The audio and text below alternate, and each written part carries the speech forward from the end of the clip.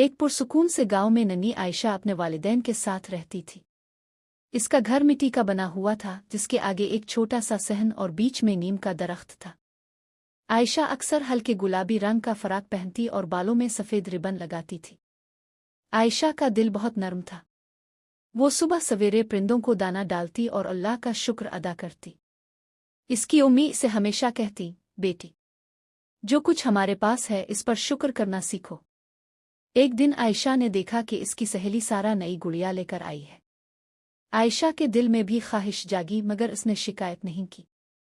وہ مسکرا کر بولی، ماشاءاللہ تمہاری گڑیا بہت پیاری ہے۔ اسی دن اسکول میں ٹیچر نے بچوں کو کہا کہ سب ایک ایک اچھی عادت کے بارے میں بتائیں۔ عائشہ نے کھڑے ہو کر کہا، میں اللہ کا شکر ادا کرتی ہوں کیونکہ شکر سے دل خوش رہتا ہے۔ ٹیچر نے عائشہ کے سر پر ہاتھ پھیرا اور کہا، بیٹا، تم نے بہت خوبصورت بات کہی ہے۔ شام کو عائشہ گھر آئی تو والد نے اسے ایک چھوٹی سی کتاب تحفے میں دی۔ عائشہ کی آنکھیں خوشی سے چمک اٹھیں۔